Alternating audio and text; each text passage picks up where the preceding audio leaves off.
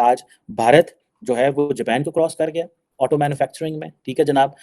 हम जो है हमारे यहाँ पे प्लांट बंद हो रहे हैं, हमारे प्लांट बंद हो रहे हैं, टोयोटा प्लांट बंद कर रहा है, सुजुकी प्लांट बंद कर रहा है, बाहर से हम गाड़ी इंपोर्ट नहीं कर सकते, हमारे पास डॉलर नहीं है, तो हमने हाइब्रिड कार्स इंपोर्ट करनी है। इलेक्ट्रिक व्हीकल का पाकिस्तान में कॉन्सेप्ट ही कोई नहीं है, मैंने सुनी नहीं है, मैंने देखा ही नहीं है। जो पाकिस्तान में किसी एक बड़ी रीजनल ब्रेकिंग न्यूज़ है वो ये है कि इंडिया ने जापान को पीछे छोड़ दिया और इस वक्त दुनिया की तीसरी बड़ी ऑटो मार्केट जो है वो बन गई है। इंडिया के अंदर तकरीबन 4.2 मिलियन यूनिट्स जो हैं वो बिके हैं, जबकि as compare to 4.25 million units, जबकि जापान के अंदर तकरीबन 4.2 मिलियन जो यूनिट्स हैं वो बिके हैं। और आप ये समझ लें कि third largest auto market India जो है वो अब बन चुकी है। ये बहुत बड़ा, अगर आप दुनिया का टोटल डाटा देखें 2021 में आप चाहें तो जो चाइना था वो 26.26 मिलियन व्हीकल्स जो बिकी थी वहाँ पे, 26.27 मिलियन व्हीकल्स। अमेरिका में 15.4 मिलियन व्हीकल्स जो बिकी थी और जापान में 4.44 मिलियन थी, जबकि अब जापान जो है उसको उन्होंने 4.44 से 4.2 आ गया and India has crossed from जो है 4.25 पे पहुंच गया।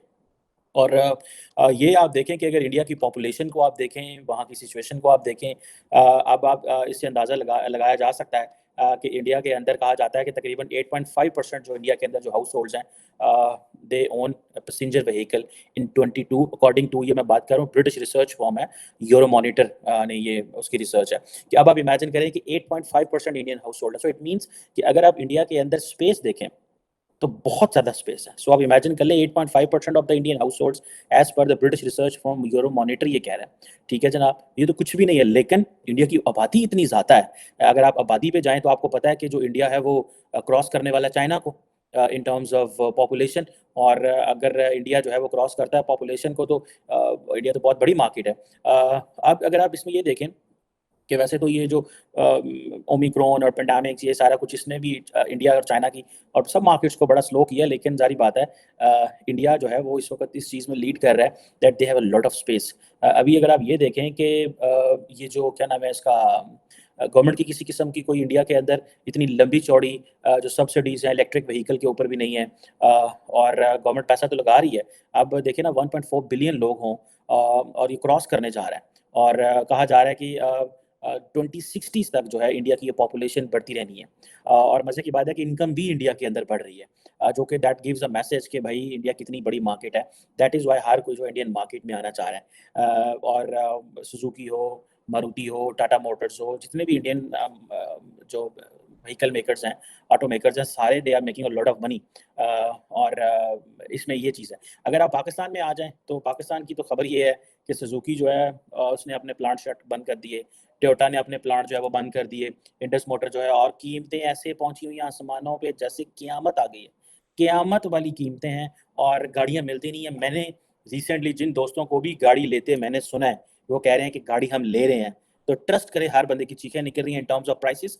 एंड सेकंड वो कह रहे हैं मार्केट में गाड़ी भी नहीं है, thanks to the government of Pakistan, thanks to our politicians कि ये जो है ये सारी चीज़ें मैनेज कर रहे हैं हमारे लिए कीमतें महंगी करते हैं, हमारे लिए गाड़ियाँ लेनी मुश्किल कर दी हैं, हमारे लिए इकोनॉमी हमारी ख़राब की है। आप देखिए ना, अब कितनी, ये भी एक मैं समझ रहा हूँ कि इंसल्ट होती है। इमरान खान भी ये काम कर रहे थे और ये हुकूमत भी ये काम कर रही है।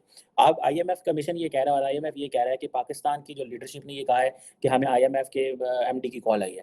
वो कह रहे हैं आईएमएफ ने, एमडी ने जो कॉल की थी वो on the request of the Pakistani prime minister की है। मुझे याद है कि पाकिस्तान के जो वज़ीर-ए-आज़म, साबिक़ वज़ीर-ए-आज़म इमरान खान थे, वो भी ऐसी हरकतें किया करते थे कि जब कॉल आती करनी, होता ये था कि रिक्वेस्ट करते थे किसी मुल्क को। आई नो पर्सनली, मिसाल के तौर पे आई थिंक यूरोपियन यूनियन के प्रेसिडेंट को उन्होंने कॉल करना चाह रहे थे इमरान खान साहब, और जब ये रशिया से वापस आए तो ये कॉल करना चाह रहे थे, तो इन्होंने उनको रिक्वेस्ट डाली, उन्होंने कॉल बैक की। तो मुझे किसी बड़े ख़ास बंदे ने ये बताया कि जो press release prime minister house से जारी हुई, उस प्रेस रिलीज़ में लिखा हुआ था कि इमरान खान को जो है वो यूरोपियन यूनियन के प्रेसिडेंट ने कॉल की है। सो जस्ट ये बताने के लिए अपनी आवाम को कि जनाब देखें हम कितने रेलिवेंट हैं ग्लोबली। इस वक्त के जब पाकिस्तान की जो इकोनॉमी के ऊपर बड़ा प्रेशर है, हमें एक एक डॉलर चाहिए, हम अब वो हम इंतज़ार कर रहे हैं कि हमें 1.12 बिलियन डॉलर की जो किस्त है आईएमएफ दे दे, और हम ये कह रहे हैं जनाब कि वो जो हमें जो है ना कॉल आई है, बजाय इसके कि वो आईएमएफ वाले कह रहे हैं कि नहीं, हमने ये call on the request of the Pakistani prime minister ये कॉल की है। जबकि दूसरी तरफ आप देखें कि जो एक्सचेंज रेट है पाकिस्तान में वो इतना ज़्यादा डिफरेंस है कि कहाँ 227 रुपये मार्केट में और कहाँ पे वो जो है ओवरऑल कुछ 40-50 रुपए का फ़र्क है। अब दूसरी तरफ अगर आप देखें इंडिया का आप देख लें, तो ये चीज़ें जो आपको सामने नज़र आएँगी। अब देखिए ना, दिस इज़ हाउ सारे का सारा जो वेस्ट है एंड दे आर पिकिंग ज इंडिया अप। अभी जापान ये फैसला कर रहा है कि जो जी20 का सेशन हो रहा है, ठीक है जी, 19 मई को वहाँ पे मेरा ख़्याल है कि जो इंडिया को बुलाया जा रहा है। इससे पहले इंडिया को जो 2019 से 2019 से फ्रांस ने बुलाया, यूएस ने 2020 में एक कॉन्फ्रेंस करनी थी लेकिन कैंसल हो गई। यूके ने 2021 में की, प्राइम मिनिस्टर मोदी वहाँ पे आई थिंक गए थे शायद, if I am not wrong, या वर्चुअली अटेंड की थी।